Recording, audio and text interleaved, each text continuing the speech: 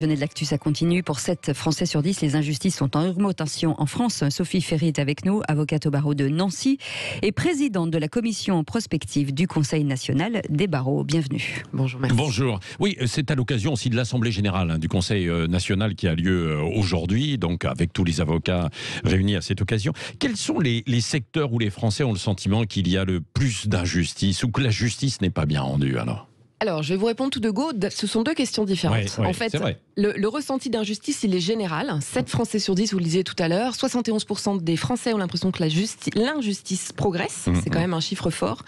Mais on voit que c'est un sentiment mélangé. Alors, s'agissant des secteurs dans lesquels l'injustice est le plus fortement perçue, c'est la justice, justement. Oui.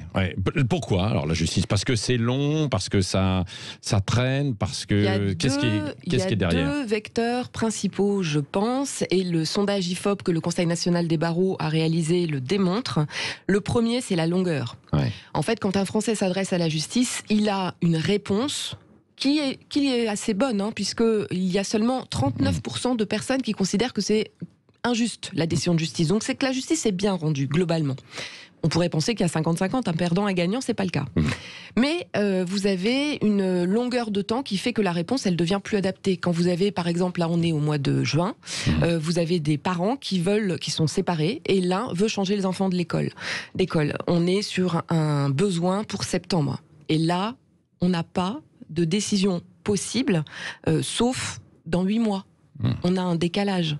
Alors on va vous parler de procédures d'urgence, etc. Mais on manque de personnes pour les rendre. C'est compliqué. Alors on manque. Le second problème, c'est le coût. C'est un coût d'accéder à la justice. D'accès en fait à la justice. Oui, il y a la longueur avec les délais, ça c'est vrai. Et le coût. Alors et après, quels sont les domaines? Alors j'ai vu qu'il y avait par exemple ne pas manger à sa faim, l'insécurité dans son environnement. Qu'est-ce qui revient beaucoup? Alors vous avez les domaines, c'est en fait la pyramide de Maslow. C'est d'abord les besoins élémentaires. Donc ne pas manger à sa faim, ne pas pouvoir nourrir ses enfants, ça c'est la première des injustices. Ensuite, on a des problématiques face aux enfants. C'est-à-dire on a posé en fait le Conseil national des barreaux, avec l'IFOP, a posé des questions précises, concrètes aux Français, pour savoir dans quel secteur, quelle était la plus grande injustice qu'ils ressentaient. Et là, c'est par exemple le harcèlement d'un enfant à l'école. Donc c'est ensuite les problématiques de propriété, le fait d'avoir un propriétaire qui ne peut pas se faire payer ses loyers et les squatteurs ne sont pas expulsés assez rapidement. Donc on a les besoins élémentaires, la protection des enfants, la propriété, et puis on a ensuite bien sûr toute la problématique des inégalités. Oui, mais ce sont beaucoup les tracas du quotidien qu'on retrouve là. C'est pas forcément sur des grands sujets, la criminalité, l'insécurité, même si ça existe aussi bien sûr, mais c'est sur du quotidien. C'est le quotidien parce que l'injustice, elle est dans tous les actes de la vie quotidienne et dans tous les domaines de la vie quotidienne. Et ce dont on s'aperçoit aussi, c'est qu'il y a il y a des différences parfois entre ces injustices. Par exemple, on va vous dire, moi j'ai un fort ressenti d'injustice parce que je pense que les étrangers ont plus de droits que les Français. Et parallèlement, on va vous dire, j'ai un fort sentiment d'injustice parce que je considère qu'il y a des discriminations sur les étrangers, etc. Donc on a des ressentis différents. Et puis sur la délinquance, sur l'insécurité, beaucoup disent, alors on interpelle, on arrête des gens, on les retrouve. Alors ça, ce sont les policiers aussi qui le disent, et pas simplement des gens qui habitent en fait dans ces quartiers qui disent, oui, on les retrouve immédiatement. Donc il n'y a pas de justice véritablement pour ces personnes-là. Alors ce qu'il est important de noter aussi, c'est que les Français sont en vraie demande par rapport à ces points-là, mais ne considèrent pas que c'est un problème d'injustice. Dans la réponse, le sondage, l'insécurité n'est pas ressentie comme une injustice. Ils ne le mettent pas en avant, c'est pas une réponse prioritaire. Et c'est intéressant parce que ce que vous dites, parce que l'injustice, c'est à différencier de l'insécurité. Et on n'a pas mesuré jusqu'à présent, c'est la première fois par le Conseil national des barreaux qu'on mesure l'injustice. Oui, alors après, il y a aussi la relation magistrat-avocat. qui est toujours un éternel en fait problème. Est-ce que alors certains avocats disent bon bah c'est vrai de toute manière ça va pas assez vite parce qu'il n'y a pas suffisamment de moyens dans les tribunaux, etc. Est-ce que c'est vrai, vous constatez aussi cette détérioration ou non, finalement ça a toujours un petit peu existé? Alors là encore, il faut faire preuve de lucidité et on a un vrai besoin de sérénité. Sur la lucidité, en réalité, concrètement, les choses ne sont pas extrêmement dégradé. Il y a des magistrats, c'est une affaire de personnes et tout le monde est impliqué dans la mission de justice qui est la sienne, que ce soit les avocats, les magistrats. S'agissant du Conseil national des barreaux, on travaille régulièrement avec des magistrats, avec des policiers et ça se passe bien. Donc oui, il y a des liens. Il y a des liens. C'est pas chacun dans son monde, etc., qui défend dans son bunker. Parce que ça, on l'a évoqué un peu à plusieurs reprises. Il y a des liens institutionnels qui sont forts, il y a des liens de travail qui sont évidents et il y a des liens humains qui sont pérennes. Après, l'architecture des tribunaux actuellement rend les choses un petit peu plus compliquées. Les façons de travailler, on a besoin de productivité aussi. Donc il y a aussi des perceptions de la sorte et puis peut-être de la défiance parfois qui est pointée ou sur laquelle on focalise. En tout cas, il faut faire preuve de plus de sérénité. Oui, Sophie Ferry, autre question, alors plus sur le métier et l'avenir de la profession d'avocat. On dit que beaucoup d'avocats dans des grandes villes notamment n'arrivent quasiment pas à vivre. J'exagère un peu, mais ils sont au SMIC. C'est-à-dire que c'est bouché le métier d'avocat aujourd'hui? Absolument pas. Alors oui, non, mais ça existe, effectivement. Non mais c'est une réalité quand même.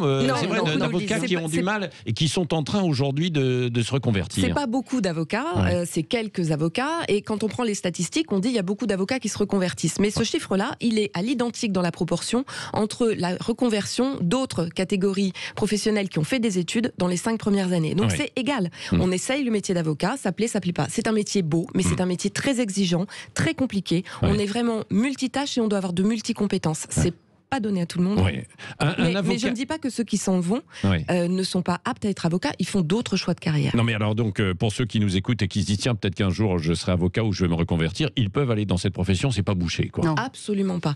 C'est simplement, le besoin de droit, c'est pas bouché, pourquoi? Parce que le besoin de droit, il explose. Pléthorique. Vous avez des besoins de droit dans tous les domaines. L'économie, la presse, le droit à l'image, tout ça. Il y a des secteurs, il ne faut pas se focaliser sur les secteurs anciens, il faut aussi évoluer. La profession d'avocat a toujours évolué. Avec une explosion du droit de la famille, on a eu une avocate qui nous disait que aujourd'hui c'était une vraie croissance. Il y a l'actualité, mais vous avez aussi le droit des données, par exemple. Aujourd'hui, le droit à l'image, c'est des secteurs importants. Et c'est vrai, ce jour-là, on avait un auditeur qui nous disait les avocats, ils s'entendent entre eux pour faire monter l'addition. Ça, c'est vrai ou pas? On discute quand on est sur un même dossier, entre avocats, même partie adverse, quoi. Alors, ma réponse est simple, c'est complètement faux. Oui. Non. Bon. Non, il n'y a pas ce genre de choses. On a une force, nous les avocats, c'est qu'on est... habité, d'abord par les valeurs de notre métier, par notre éthique, et puis par la déontologie qui est respectée et qui est faite respecter. Allez, un avocat général, donc c'est un magistrat, ancien avocat, est avec nous, Philippe Bilger. Bonjour Philippe, vous avez entendu la présidente de la commission prospective du Conseil national des barreaux. J'imagine que vous trépignez, vous avez envie de lui poser des questions. Alors pas trop, parce que nous ne sommes pas là avec vous jusqu'à 10h. Mais enfin, allez-y tout de même. Non, mais j'aime beaucoup l'adhésion enthousiaste de la présidente Ferry au métier d'avocat. C'est la moindre des choses. Mais bon, je pourrais nuancer en ce qui me concerne. Mais pour répondre à votre objet principal, Patrick, je suis très intéressé par le sondage, même s'il ne m'impressionne pas. Et je voudrais très vite dire que sur le plan judiciaire, il faut tout de même accepter l'idée que la justice n'est pas un service public comme les autres, que naturellement, dans le cadre des contentieux, il y a au moins une partie qui considère qu'elle a été traitée injustement parce que l'autre a obtenu trop facilement gain de cause. Et je pourrais développer, mais c'est un argument central. On ne va pas vers la justice comme si c'était un service public ordinaire. Les injustices dans la société civile, vous les avez rappelées tout à l'heure, et il y a un certain nombre de données objectives qui montrent montre qu'en effet, le sentiment d'indignation et d'injustice est justifié. Et enfin, je voudrais peut-être renvoyer à une psychologie collective du français qui a parfois tendance, dans sa subjectivité, à se vivre naturellement comme victime d'une injustice. Le français est assez naturellement protestataire et considère très rapidement qu'il y a une injustice là où parfois il y a simplement une normalité, un fonctionnement démocratique ou institutionnel. Ouais, chacun regarde son intérêt, quoi, probablement, Sophie Ferry. Oui, mais il y a parfois une légère déviation qui va chez le Français, qui considère très rapidement qu'il y a une injustice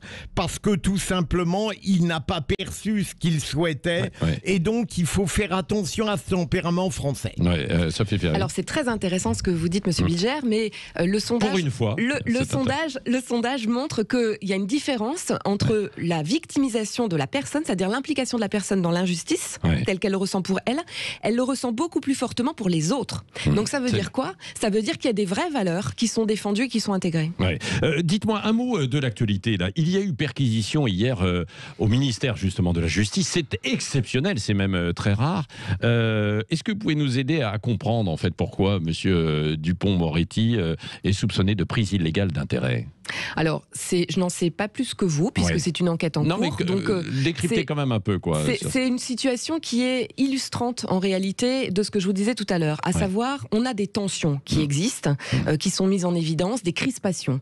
Et là-dessus, il faut... Je reprends le mot, de la sérénité.